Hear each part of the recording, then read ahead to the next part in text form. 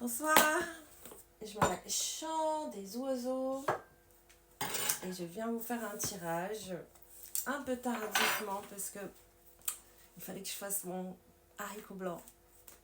Que je suis accro en ce moment, c'est l'hiver. Bon, on va parler de ce que votre fils voudrait vous dire et qu'il ne peut pas vous dire pour plusieurs raisons. Donc, il veut vous dire qu'il voudrait être votre chevalier et que ça lui a apporté énormément d'anxiété parce qu'il voudrait vraiment pouvoir te protéger et mettre les choses en œuvre. Donc, il voulait tout faire pour réussir, malgré que peut-être on va continuer, mais ça peut être une fille aussi. Une fille qui voudrait, qui a tout essayé pour vous sauver en fait, pour vous aider. Et en fait, ça lui a apporté beaucoup de tristesse parce qu'il y a eu une coupure. Et cette coupure, en fait, lui a mis des nuages en face. Il voyait qu'il y a du brouillon, il voyait qu'il y a de la tristesse en elle. Et là, maintenant, en fait, c'est comme s'il était dans un mode spirituel. C'est-à-dire, si vous êtes athée, c'est comme si il ou elle vous disait, voilà, maintenant, en fait, je me suis retrouvée. J'ai rencontré mon essence, mon vrai moi. Et du coup, il va vous envoyer un message. Ça peut aussi être ça, hein, mais il va vous envoyer un message qui parle de cette coupure qu'il y a eu. Il montre qu'il a fait un voyage et qu'il a rencontré son grand amour.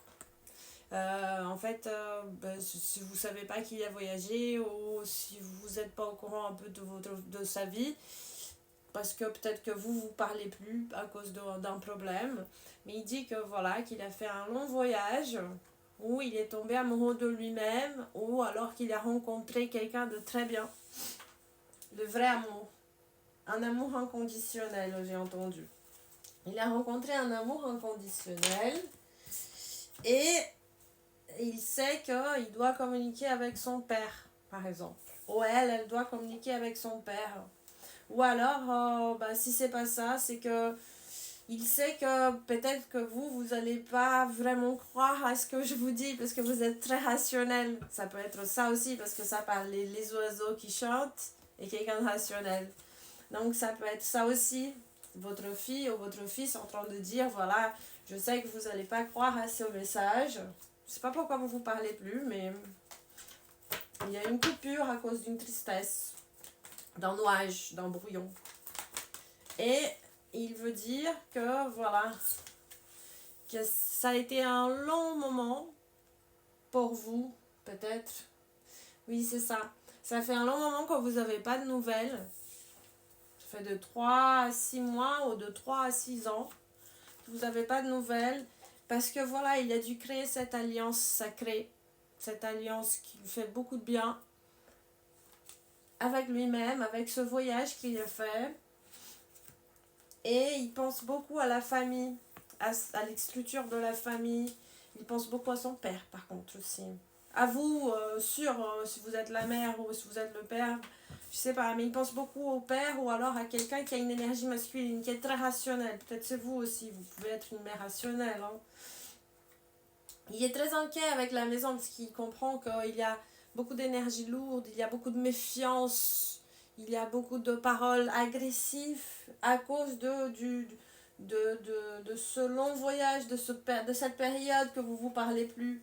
Et en fait, cette alliance qu'il a fait en tombant amoureux de lui-même, en retrouvant cet amour inconditionnel géant, ça vous met dans une situation où vous vous auto-sabotez, vous vous auto-flagellez, vous vous culpabilisez. Mais en fait, c'est pas de votre faute. C'était son chemin. Et pourquoi? Voilà. Il faut apporter un peu plus de légèreté dans votre maison.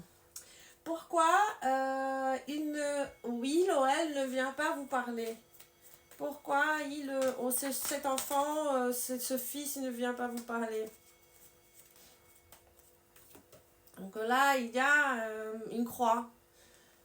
Parce que peut-être cet enfant, ce fils, là il y a une croix. Ce fils, il a fait en sorte de changer de religion. Il est rentré dans une famille qui n'accepte pas votre religion. En tous les cas, en fait, il y a quelque chose de sacré là-dedans. Et qui sait qu'il apporte beaucoup de poids sur vous, cette décision. Il sait, il est au courant que ça vous apporte énormément de poids. Mais malheureusement, c'était son choix. C'était son choix de vie. Et il dit que il va très très très bien. Que il est malgré que vous croyez qu'il souffre où il est, ou qu'il est malheureux, ou qu'il continue à faire des choses pas bien. En fait, non, pas du tout. Il est dans un épanouissement intérieur qui est assez incroyable. Ah, et ça sent l'haricot noir, blanc. Désolée. Je sais pas comment je suis maigre, je suis une affamée de la vie. Et il sait qu'en fait, vous, tout ça, toute cette histoire, ça vous apporte énormément de poids.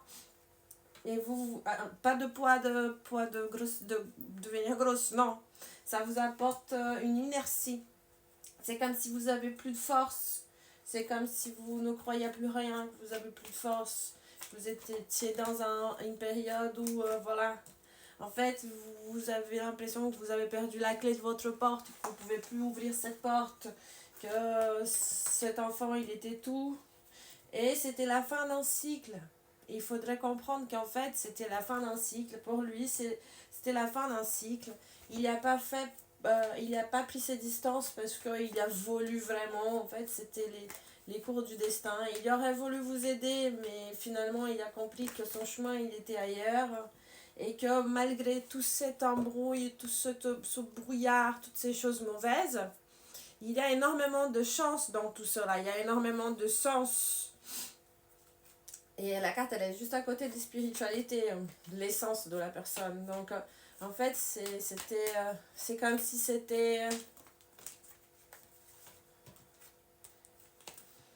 Voilà. Maintenant, en fait, c'est comme si il est guidé. Il est guidé par l'énergie Kundalini, par exemple. Il a une meilleure amie. Et...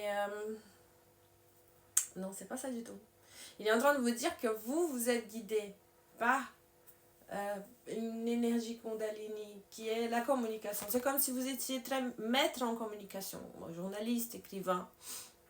Et il dit qu'il faudrait peut-être que vous embrassez cette passion d'écrire. Vous voyez, le chien et le serpent. Vous embrassez cette passion d'écrire. Écrivez. Écrivez pour exorcer toute cette tristesse qu'il y a en vous. À cause de cette distance qu'il y a pris de vous au elle. Parce qu'en fait, voilà, vous ne voyez pas que cette situation lourde, elle était vraiment nécessaire et bénie. C'était écrit dans les étoiles. Et vous allez me dire, mais ça va pas, c'est mon fils. Mais c'était le parcours. Mais je souffre. Mais c'était l'histoire qu'il fallait vivre. Parce que des fois, on ne comprend pas les actions des autres, mais c'est des répétitions, des cheminements du passé, c'est ce que je parle souvent. Par exemple, Anna Estordigam, elle a écrit Aïe mes aïeux. J'ai plus ce bouquin parce que mon ex, il me l'a piqué. Pas celui il n'y a pas longtemps, c'est un autre. Un autre ex qui me l'a piqué. Désolée.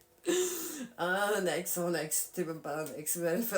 Donc, un Estordigan, Aïe mes aïeux, ça parle de date d'anniversaire. Donc, voilà. Il faut que vous embrassez la femme qui est en vous-même. Vous êtes forte, vous êtes un soleil. Et malgré que ça s'est cassé, cette communication entre vous, allez communiquer avec vos amis, allez prendre la force avec votre famille. Écrivez un bouquin, vous avez tout pour écrire un bouquin. Et grimper la montagne, parce que nous avons tous des montagnes à grimper. Et elle ou lui, il dit grimper la montagne. Bonne soirée à vous!